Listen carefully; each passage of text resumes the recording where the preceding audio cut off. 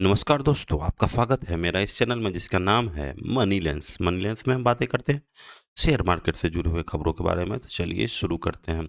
आज का वीडियो काफ़ी इंपॉर्टेंट होने वाला है क्योंकि आज की इस वीडियो में हम बताएंगे प्राइस टू बुक क्यों इंपॉर्टेंट है बैंकिंग शेयर और एनबीएफसी शेयरों को एनालाइज करने के लिए।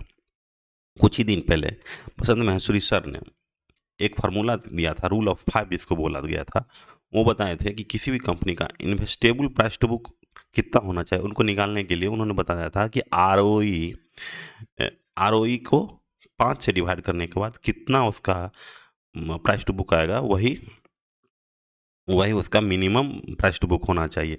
यानी ये 20 का है तो इसका प्राइस टू बुक कितना, अगर अगर आपको 4 के आसपास, पाँचों का 20, 4 के आसपास अगर प्राइस टू बुक अगर तब भी मिलता है, तब इसको खरीदना इम्पोर्टेंट हो जाता है।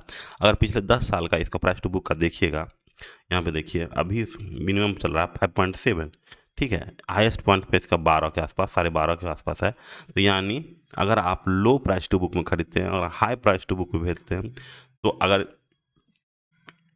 तो आपको प्रॉफिट होगा, क्योंकि यहाँ पे देखिए प्राइस प्राइस टू बुक अगर यहाँ से डबल है तो यहाँ प्राइस क्या हो जाएगा, आपका ऑटोमेटिकली डबल हो जाएगा। जिस तरह से प्राइस पी को एनालाइज करते हैं ना बाकी शेयरों को एनालाइज करने के लिए, जैसे कि आप मान लीजिए आप ट्राइकॉल को ही देख लीजिएगा, ट्राइकॉल को देख लीजिएगा, क्योंकि ये सब कंपनियां हैं जो इस सब कंपनियों को प्राइस टू अर्निंग पे इसको एनालाइज करते हैं। तो यानी जब भी इसका प्राइस टू अर्निंग क्यों होता है, देखिए प्राइस टू अर्निंग अगर डबल होता है तो आपका शेयर का वैल्यू भी डबल होने लगता है। और अगर अर्निंग डबल हुआ, प्राइस टू बुक वही रहा, तो आपका फिर शेयर का प्राइस बढ़ जाएगा। तो आप एक समझिए कि उसी तरह प्राइस टू बुक में भी होता है। प्राइस टू बुक भी एक्सपेंड करेगा और आपका अर्निंग भी एक्सपेंड करेगा। समझिए डबल इंजन की सरकार इसी को बोलते हैं, और दुगुना तरीका तरीका से आपका स्टॉक्स बढ़ेगा। अगर मान लीजिए प्राइस टू अर्निंग डबल हुआ और आपका अर्निंग भी डबल हो गया, तो आपका शेयर जो है 4 गुना बढ़ेगा, इसका 2 और उसका 2, ठीक है। इसी तरह अगर आप फाइनेंशियल सेक्टर की बात करते हैं तो आपको प्राइस टू बुक, अगर मान लीजिए प्राइस टू बुक एक्सपेंड हुआ 2 का और अर्निंग भी 2 का, तो आपका शेयर का वैल्यू 4 गुना हो जाएगा। तो इसीलिए प्राइस टू बुक को एनालाइज करना बहुत ज़रूरी है। तो प्राइस टू बुक क्यों इंपॉर्टेंट है, इसको जो है अभी अब हम चलते हैं सीट पे। यहाँ पे देखिए आपके पास 1,000 रुपया है, मान लेते हैं 1,000 रुपया उसका फिक्स डिपॉजिट करे हैं उसी बैंक में या उसी एनबीएफसी में जहाँ पे आपको इन्वेस्ट करना है। तो आपको एफडी पे रिटर्न कितना मिलता है, मिनिमम मानते हैं 8% मिलता ही मिलता है। तो आपको 1 साल के अंतर में आपको कितना मिलेगा, 80 रुपया ही मिलेगा, ठीक है। 1 साल के बाद आपको 80 रुपया मिलेगा, लेकिन अब उस 80 पे 30% का टैक्स लगता है गवर्नमेंट के द्वारा, ठीक है। टैक्स लगता है, तो आपको 80 पे 30% यानी 24 रुपये आपको टैक्स में भरना पड़ेगा। लॉन्ग टर्म कैपिटल गेन इसको बोलते हैं। तो नेट इंटरेस्ट आपको आपके हाथ में कितना आया, 80 रुपया जो 1 साल में आपको मिल रहा था, उसमें से 24 रुपया क्या हो गया, इंटरेस्ट के रूप में कट रहा था। तो आपके हाथ में कितना आया, 56 रुपया आया। यानी आपको 1,000 रुपया इन्वेस्ट किए हैं तो 1 साल बाद आपको 56 रुपया मिला। यानी नेट इंटरेस्ट आपका मान लेते हैं, मानते क्या, नेट इंटरेस्ट आपका कितना हो जाएगा, 5.6%। यहाँ तक क्लियर हो गया बात। अब आते हैं अपने फाइनेंस कंपनी की आरओई पे। मान लेते हैं कि उसका आरओई 11.2% है, ठीक है। और कंपनी का बुक वैल्यू 1,000 है। बुक वैल्यू उसको बोलते हैं, बुक वैल्यू पर शेयर होता है। तो मान लेते हैं कि कंपनी के पास 100 शेयर है और 100 शेयर है, और उस कंपनी को खरीदने के लिए आपको मिनिमम, अगर आपका बुक वैल्यू उसका 1,000 है तो आपको 100 इंटू 1,000 यानी मिनिमम आपको 1,00,000 रुपया में वो कंपनी मिल जाता है। तो बुक वैल्यू का मतलब ये होता है कि सारा अर्निंग, प्रॉपर्टी वॉपर्टी पूरा कंपनी को बेच दीजिए, उसका जितना लोन लिया हो उसको हटा देने के बाद जितना रुपया बचता है जो कंपनी को खरीदने में आपको लगता है, तो मिनिमम समझते हैं कि वो 1,000 रुपया है, ठीक है। तो 1,000 पे अगर 11.2% का आरओई है तो आपको साल के लास्ट में वो कंपनी आपको कितना देगा, 11.2% इंटू 1,000 यानी 112 रुपया आपको देगा, ठीक है। एक शेयर पे आपको 112 देगा। तो आपको पहले कितना इंटरेस्ट यहाँ पे मिल रहा था, 5.6 बैंकिंग शेयर पे, बैंक में एफडी पे, ठीक है। तो 112 पे आपको इंटरेस्ट मिला आपका रेट कितना है 5.6%। तो आप एक बचपन में एक फार्मूला पढ़े ही होंगे, हम इसको प्राइस टू बुक इस पे भी आपको बता सकते हैं, EPS equal to R O into book value, इस पे भी आपको समझा सकते हैं। लेकिन आप जो बचपन में पढ़े हैं सिंपल इंटरेस्ट का formula, interest is equal to principal into rate into time बटा 1000, ये भी यही फार्मूला है, लेकिन बस नाम चेंज हो गया है। तो आपको हम समझाने के लिए बस यही कर रहे हैं। तो इंटरेस्ट आपको कितना मिल रहा है, देखिए 112, लेकिन आपका प्राइस रेट ऑफ रिटर्न कितना है 5.6%।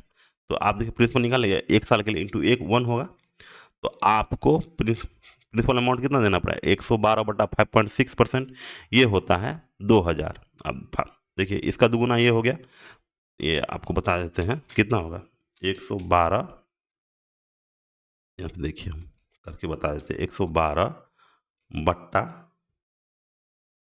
5.6, इसका इंटू करना होगा, इंटू 100 और पॉइंट का एक 10 और लगा देते हैं, तो ये हो जाएगा आपका 2000।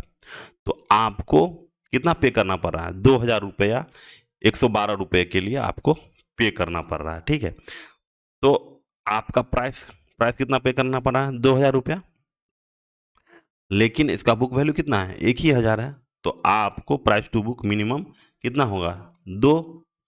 तो आपको मिनिमम प्राइस टू बुक अगर किसी भी बैंकिंग शेयर में अगर आपको 56 रुपया का अगर 56 रुपया का कमाना है या 100 आपको 56 रुपया कमाना है, तो आपको कितना देना पड़ेगा, आपको देना पड़ेगा 2000 रुपया, ठीक है।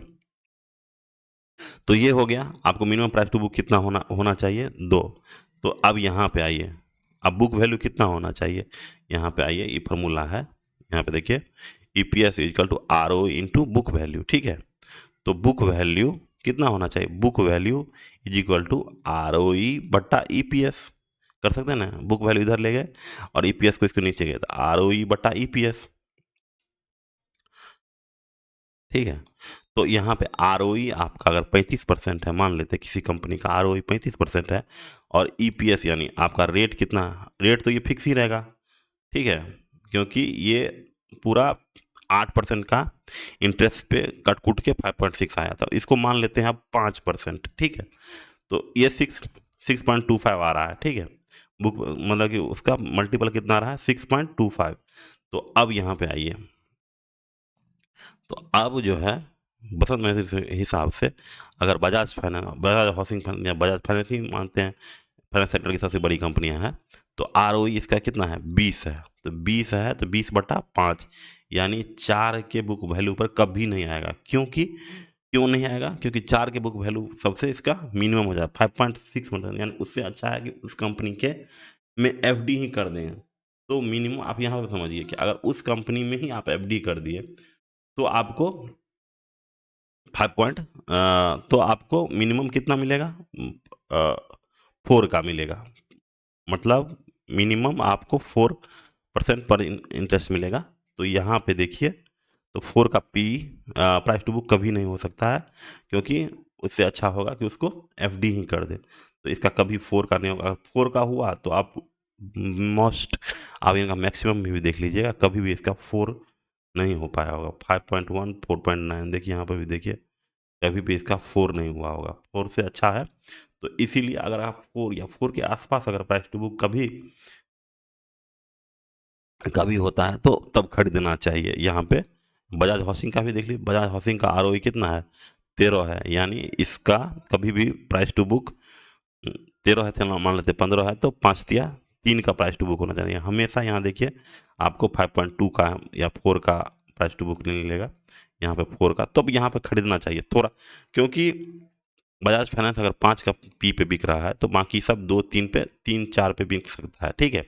तो आर ओ ई बटा 5 के साथ मोटा मोटी रख लीजिएगा, तो आपको minimum investment at the rate of price to book, क्या प्राइस टू बुक होना चाहिए मिनिमम। तो ये था प्राइस टू बुक की पूरी जानकारी कि क्यों प्राइस टू बुक आपको इम्पोर्टेंट है शेयर को एनालाइज करने के लिए। अगर ये वीडियो आपको अच्छा लगा तो चैनल को लाइक शेयर और सब्सक्राइब कीजिए। अगर आपको फिर भी अभी डाउट है तो एक बार 2 बार देख लीजिए, अगर फिर भी डाउट है तो नीचे कमेंट कर दीजिएगा, हम उसका आंसर देंगे।